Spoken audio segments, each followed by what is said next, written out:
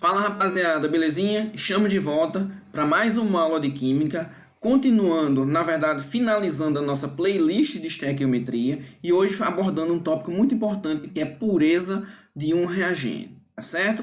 Antes de mais nada, se você ainda não é inscrito no canal, clica aqui embaixo, se inscreve, ativa as notificações para toda vez que eu lançar um vídeo novo, você receber a notificação e isso nos ajuda a manter o canal no ar e a continuar produzindo material de boa qualidade, beleza? Outro ponto importante é que, para você entender melhor o que a gente vai debater nessa aula, assista às aulas anteriores, vou deixar um card aqui em cima, clica aqui, vai lá nessa aula, assiste lá e depois retorna aqui para você ter um melhor rendimento, belezinha? Então, olha só, pessoal, quando a gente fala em pureza de um reagente, significa dizer que nem sempre a substância que eu tenho ali vai ser tudo que vai reagir. O que é que significa dizer com isso? Por exemplo, você vai no mercado, você pede um peito de frango, tá? O rapaz vai colocar o peito de frango, só que vai colocar com osso. Quando você chega em casa, você vai ter que retirar o osso todo e jogar fora. Então, significa dizer que o osso no seu peito de frango é impureza. Ele não vai servir para você. Da mesma maneira, uma substância que contém impureza. Eu vou colocar essa substância para reagir, mas as impurezas que contém nessa substância, elas não participam da minha reação. E isso a gente precisa levar em consideração no momento de realizar os cálculos. Beleza? Então, bora lá. As questões que envolvem impureza para você, ela pode ser abordada de duas maneiras. No primeiro caso, é quando ela é dada a massa bruta e vai te pedir alguma coisa. A massa de um produto, um volume, a quantidade de moléculas, vai te pedir alguma coisa, mas ela já te dá a massa bruta. A outra abordagem que a questão pode trazer é que ela vai pedir a massa bruta. Ou seja, ela vai pedir uma massa, vamos supor o seguinte, que eu tenho um minério e nesse minério eu tenho várias substâncias, certo? Então, ela vai reagir a uma determinada substância, mas ela vai pedir a massa daquele minério ali, tá certo? Quando a gente fala em pureza também, é a relação entre a massa pura e a massa bruta. A massa pura é aquela que de fato vai reagir, e a massa bruta é um todo que eu tenho, belezinha? Então, o que é que isso implica dizer? Quando a gente tem uma impureza em uma substância, essas impurezas eu preciso retirar do meu meio reacional. As impurezas elas não vão fazer parte. Porque, inclusive, isso vai influenciar até no rendimento da reação. Porque as impurezas podem provocar reações paralelas que ali está acontecendo. Por isso que muitas vezes a gente não tem uma reação que se processa com 100% de rendimento, tá certo? Devido a alguns casos das impurezas que estão ali reagindo também, belezinha? A gente vai fazer dois exemplos baseados nessas duas perspectivas. Uma em que ele dá a massa bruta e vai pedir alguma coisa, e outra que ele vai pedir a massa bruta, beleza? Bora lá! Então, olha só, pessoal, temos o nosso primeiro exemplo aqui, em que diz o seguinte: uma amostra de calcita, contendo 80% de carbonato de cálcio, sofre decomposição quando submetida ao aquecimento segundo a equação abaixo. Qual a massa de óxido de cálcio obtida a partir da decomposição de 800 gramas de calcita? Então, olha só, pessoal, vamos entender aqui. Ele me dá uma amostra de calcita. É um mineral, certo? Ele diz que esse mineral contém uma massa de 800 gramas. E ele ainda me diz que desses 800 gramas, 80% é de carbonato de cálcio. O que é que significa dizer? Eu tenho uma calcita aqui, que é um mineral, certo? Nesse mineral, eu tenho carbonato de cálcio. E ele diz que essa calcita aqui tem uma massa de 800 gramas. Mas que desses 800 gramas, 80% é carbonato de cálcio. 20% seria a minha impureza. Então, esses 20% aqui não reagem, beleza? Então, para que eu consiga fazer o cálculo estequiométrico, eu preciso saber quanto de fato vai reagir. Então, eu preciso saber desses 800 gramas quanto de fato vai reagir. Então, é bem simples aqui, ó. Então, olha só, pessoal, o que é que significa dizer? Quando ele fala em 80% de carbonato de cálcio, ele diz o seguinte, ó, que para cada 100 gramas de calcita, eu tenho, na verdade, 80 gramas de carbonato de cálcio. É isso que a questão está me dizendo, tá certo? Aí ele diz o seguinte, que a calcita, na verdade, tem 800 gramas. Então, isso vai representar quanto de carbonato de cálcio?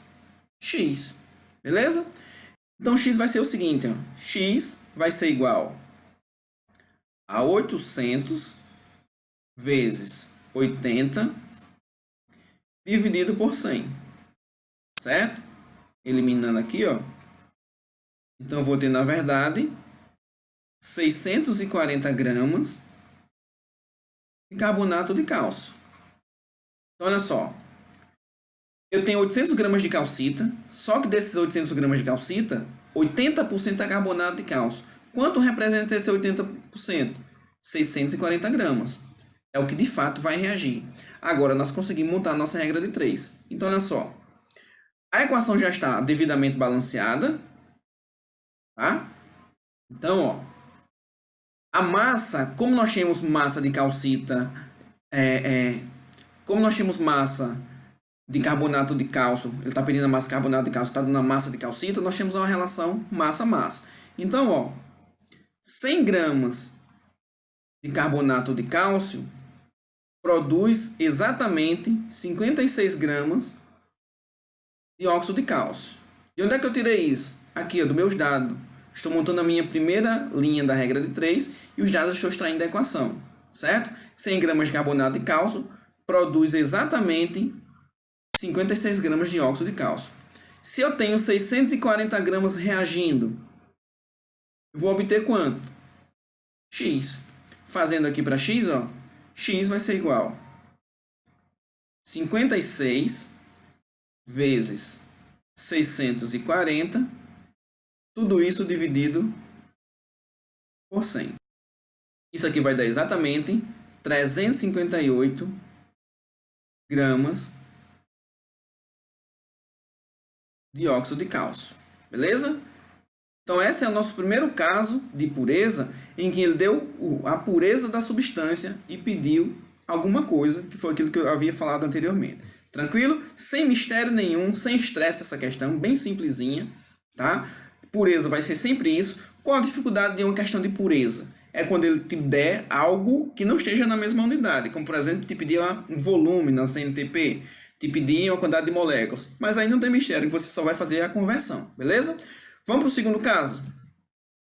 Então, pessoal, temos aqui a nossa segunda abordagem, em que ele vai pedir para nós a massa bruta. O que é que diz o problema aqui? Ó? Para obter 200 litros de CO2 na CNTP, pela calcinação de calcário 90% de pureza, qual a massa de calcário? Então, olha só, pessoal, o que acontece aqui? Ó? Eu tenho o calcário. Quem vai reagir nesse calcário é o carbonato de cálcio, que representa 90%. A pureza dele é 90%. Tá? Só que ele não quer saber quanto de carbonato de cálcio reagiu. Ele quer saber quanto inicialmente eu tinha de calcário, ou seja, a minha massa bruta. Para que eu faça isso, eu preciso calcular, de fato, quanto de carbonato de cálcio reagiu, para aí fazer a análise e levar em consideração a massa bruta, ou seja, as impurezas que eu tenho ali. 10% acima disso aqui. Beleza? Então, olha só. Primeiro ponto. Eu tenho aqui 200 litros de CO2 que foram produzidos a partir da massa de calcário. Então, eu já percebo aqui, ó, que eu tenho uma relação massa-volume. Quando isso aqui acontece, o que a gente faz? Converte tudo para mols, para a gente conseguir enxergar melhor e facilitar os nossos cálculos, beleza? Então, olha só. Como é que eu converto 200 litros de CO2 para mol? Eu sei que na CNTP, 1 mol de qualquer gás representa 22,7 litros. Se eu tenho 200 litros, quantos mols isso representa? X. Então, ó, X aqui, na verdade, vai ser 1 vezes 200 dividido por 22,7. Isso aqui vai ser igual a 8,81 mols de CO2. Beleza? Então, converti para mols aqui. Agora ficou fácil, ó. Qual a relação aqui, ó? A relação é carbonato de cálcio para CO2. Eu tenho 1 mol aqui, ó. 1 mol foi produzido a partir de 1 mol. Olha que simples isso aqui. Se foram produzidos 8,81 mol de CO2, a partir de quanto de carbonato de cálcio? A relação não é de 1 para 1? Então, se 8,81 foi produzido, significa dizer que foi a partir também de 8,81 mol de carbonato de cálcio. Beleza? Somente isso. Feito isso agora, é calcular a massa, é converter esse valor aqui para massa. Então, ó, eu tenho 1 mol de carbonato de cálcio, representa quantos gramas? 100 gramas. Certo? E onde é que eu tirei isso aqui, ó? Da massa molar. Tá? Se eu tenho 8,81 mols, quanto vai ser em gramas? X. Então, X vai ficar 100 vezes 8,81 dividido por 1. Isso aqui vai ser igual a 881 gramas de carbonato de cálcio. Então, olha só, o que reagiu de carbonato de cálcio foi 881 gramas, certo? Isso daqui, ele me diz o seguinte, ó, ele não quer saber isso. Essa é a massa do que reagiu, que representa 90%, tá? Ele quer saber a massa total do calcário. Quando ele me dá 881 que reagiu, isso aqui representa 90%. Certo? 90%. Para eu ter a massa bruta, era se 100% reagisse. Que seria quanto? Igual a X, que representa a massa bruta. Resolvendo aqui para X, eu vou ter 881 gramas vezes 100. Tudo isso dividido por 90. Isso aqui vai ser igual, X vai ser igual a 978 gramas de calcário. Essa é a massa bruta que nós calculamos. Bem simples isso aqui, beleza? Então, pessoal, essa foi a nossa aula de impureza. Se você gostou dessa aula, se de alguma maneira ela te ajudou, clica no joinha, se inscreve no canal e compartilha esse vídeo com os amigos, beleza? Tchau e até uma próxima.